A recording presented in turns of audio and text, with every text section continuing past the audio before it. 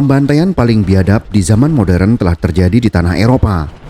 Tanah yang katanya pusat peradaban dari segala bidang ilmu pengetahuan dan teknologi bagi umat manusia, termasuk hak asasi manusia. Pada tanggal 11 Juli tahun 1995, dimulai sebuah pembantaian paling sadis di Eropa pasca Perang Dunia Kedua. Demikian menurut mantan Sekjen PBB pada peringatan 10 tahun pembantaian Srebrenica. Ia merujuk pada genosida ribuan warga Muslim Bosnia di kota Srebrenica, Bosnia dan Herzegovina. Saya tinggal di kota madya Srebrenica. Orang Bosnia dan Serbia tinggal bersama di sana. Saya tidak melihat perbedaan di antara kami. Baru setelah perang dimulai pada tahun 1991 di Kroasia, saya tahu siapa orang Kroasia, siapa orang Serbia, siapa orang Muslim. Kemudian, pada awal tahun 1992, orang Serbia mulai pindah dari desa saya. Mereka menghilang begitu saja.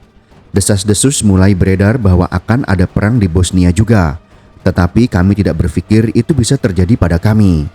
Kata salah seorang korban selamat tragedi Srebrenica yang bernama Mirsada, yang menceritakan kondisi demografi penduduk sebelum genosida.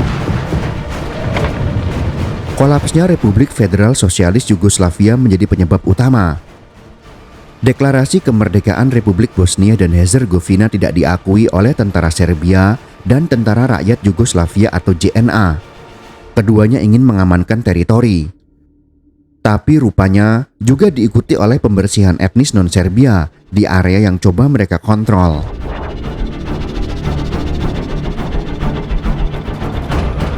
Srebrenica terletak di ujung timur Bosnia-Herzegovina.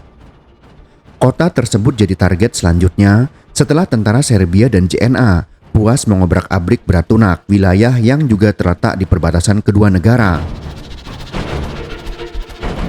Mayoritas penduduknya adalah Muslim Bosnia. Desa-desa di wilayah itu direbut, rumah dibakar, warganya dipukuli atau dibunuh.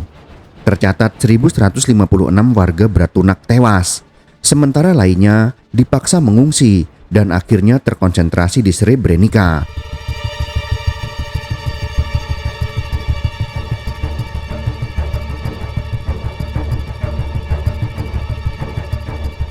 Serupa yang terjadi di banyak negara, genosida tidak berlangsung instan sehari semalam. International Criminal Tribunal for the Former Yugoslavia atau ICTY mencatat kampanye sekaligus serang-serangan militer sebelum pembersihan etnis sudah dimulai sejak 1992. Mantan pejabat militer Bosnia dan Herzegovina, Nasser Oric, berkata pada ICTY bahwa antara bulan April 1992 sampai Maret 1993, warga Srebrenica jadi target serangan artileri, bom pesawat tempur, dan penembak jitu oleh tentara Serbia.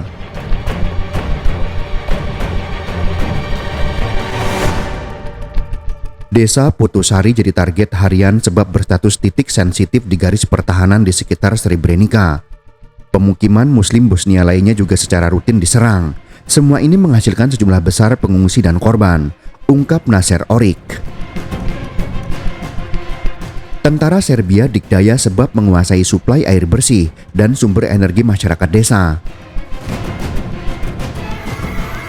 Kelaparan massal terjadi sebab bantuan dari lembaga humanitarian tidak diperbolehkan masuk. Kaum tua dan anak-anak yang lemah pun satu persatu tumbang. Dalang dari peristiwa kejam di Srebrenica adalah Jenderal Republik Srpska atau Serbia, berjuluk si jagal Bosnia, yaitu Ratko Mladic. Ia tumbuh menjadi anggota Liga Komunis Yugoslavia, lalu berkarir di Tentara Rakyat Yugoslavia. Posisinya melejit dari perwira tinggi, kepala staf Angkatan Darat, sampai akhirnya ditunjuk sebagai jenderal saat memasuki Perang Bosnia tahun 1992 sampai dengan tahun 1995.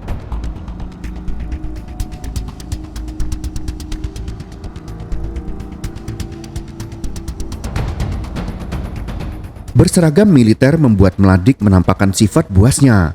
Pada tanggal 5 April 1992, di hari yang sama bersamaan dengan proklamasi kemerdekaan Bosnia dan Herzegovina, pasukan Yugoslavia mengepung ibu kota Bosnia dan Herzegovina, yaitu di Sarajevo. Mladic dan pasukannya mencoba menduduki pusat kota dan menggulingkan pemerintahan resmi Bosnia lewat kudeta. Pengepungan Sarajevo merujuk laporan final PBB berlangsung selama 1425 hari, yaitu mulai dari 5 April 1992 sampai dengan 29 Februari tahun 1996 dan menjadi pengepungan terlama dalam sejarah Perang Dunia. Mladic dan pasukannya memang pada akhirnya mundur, namun korban tewas mencapai 13.952 jiwa, 5.434 diantaranya berasal dari kalangan rakyat sipil. Memasuki tahun 1995, situasi di Srebrenica makin berbahaya. PBB kemudian membentuk pasukan UNPROFOR yang diisi oleh sekitar 400 tentara asal Belanda. Sejak April 1993, PBB juga menjadikan Srebrenica sebagai wilayah yang aman. Artinya kota tersebut tidak boleh dijadikan lahan pertempuran oleh seluruh pihak yang sedang berperang. Tetapi ternyata kenyataannya, tentara Serbia tidak mengindahkannya. Gempuran demi gempuran dilakukan sembari pasukan terus merangsek ke dalam. Pada tanggal 4 Juni tahun 1995, pasukan Serbia yang unggul secara jumlah akhirnya mampu menguasai Srebrenica. Pada tanggal 6 Juli, pasukan Serbia mulai menggempur pos-pos tentara Belanda. 5 hari kemudian, mereka berhasil memasuki kamp-kamp pengungsian. Sebagian besar anak-anak, perempuan, dan para orang tua yang mulai bergerak mencari perlindungan ke Potosari juga ditangkap. Laporan ICTY memaparkan, pada tanggal 11 Juli tahun 1995, pembantaian dimulai dengan cara memisahkan laki-laki berumur 12-77 tahun. Alasannya untuk diinterogasi. Namun ini hanyalah dalih agar target bisa dipisahkan dari para perempuan, orang tua, atau sanak keluarga lainnya. Pembunuhan pertama terjadi di sebuah gudang dekat desa Krafika, lalu berlanjut ke sudut-sudut desa lain. Rombongan korban disuruh berbaris di dekat lubang yang dijadikan kuburan massal, lalu ditembak satu persatu di bagian belakang kepala. Para tentara kemudian menyasar segala jenis gender dan usia, tua, muda, orang tua, anak-anak, bahkan bayi, semua jadi sasaran kekejaman pasukan Mladic. Tak ketinggalan pula kasus pemerkosaan yang dialami korban selamat maupun yang selanjutnya dibunuh. Munira Subasic, Presiden Asosiasi Ibu-Ibu Srebrenica yang kehilangan 22 anggota keluarganya, termasuk suami dan putra bungsunya, mengatakan kepada para diplomat PBB bahwa sangat sulit selama 30 tahun untuk menanggung rasa sakit di jiwa. Hal itu makin terasa berat saat terjadi penyangkalan genosida Muslim oleh orang-orang Serbia Bosnia. Mereka terbunuh di zona PBB yang seharusnya aman, dan PBB, dunia, serta Eropa hanya menyaksikan dalam diam, kata Subasic. Bersama dengan ibu-ibu Srebrenica lainnya, mereka kini melawan penyangkalan atas genosida dan ketidakadilan, serta menciptakan dunia yang lebih damai bagi anak-anak saat ini. Gadis-gadis ditahan sebagai tawanan selama berminggu-minggu di berbagai rumah, restoran, dan bangunan yang terbengkalai. Kemudian dipindahkan ke kamp pengungsi di pusat olahraga Lagator di Loznica. Di sanalah mereka memberi kami nama Serbia, konon demi keselamatan kami sendiri. Saya tinggal di sana bersama para pengungsi Serbia selama beberapa minggu. Setelah itu lebih banyak pengungsi Muslim Bosnia tiba. Di sanalah saya bertemu dengan mantan suami saya. Saya baru berusia 16 tahun. Pada akhir tahun 1993, saya melahirkan anak pertama saya. Kata Mirsada menceritakan pengalaman mengerikan itu. Catatan pengadilan Den Haag atas kasus ini yang disusun pada Desember 2007 mengungkapkan banyak cerita sedih dari para saksi atau korban yang selamat. Salah satunya adalah Zumra Sehomerovic yang menyaksikan kengerian pembantaian Srebrenica tepat di depan matanya. Sehomerovic melihat seorang gadis berusia sekitar 9 tahun dalam cengkraman tentara JNA. Seorang tentara menyuruh adik laki-laki sang gadis untuk memperkosa kakaknya. Si adik jelas menolak keras. Tentara ini marah lalu membunuh sang bocah lelaki itu. Ada seorang ibu bersama bayinya yang baru berumur beberapa bulan. Seorang tentara JNA menyuruh agar ia menenangkan si bayi yang menangis terus. Upaya si ibu gagal, lalu tentara itu merebut si bayi dan menyayat lehernya. Ia tertawa, ada tentara Belanda yang cuma melihat dan tak berbuat apa-apa, kata Seho Merovic menceritakan.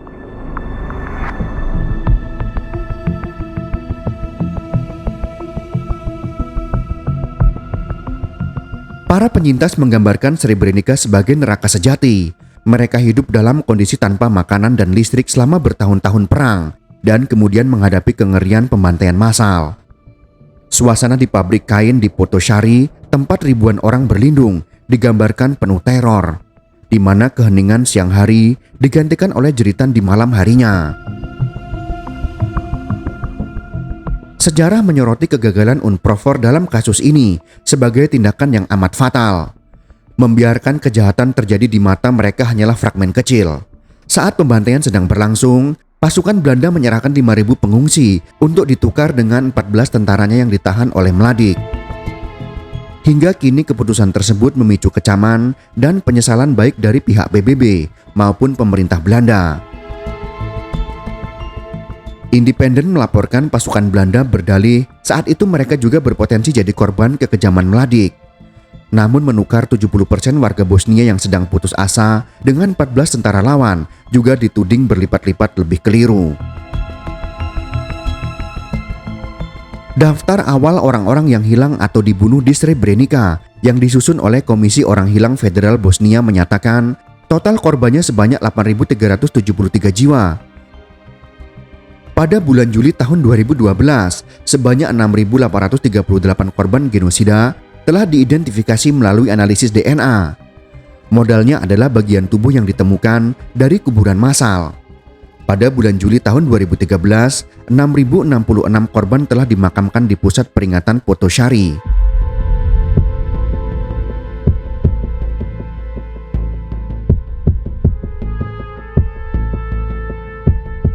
Dalam peringatan 10 tahun pembantaian Srebrenica, Kofi Annan menyatakan kesalahan utama memang ada pada para pelaku genosida, orang-orang yang mendukungnya, hingga mereka yang mengurus penguburan korban.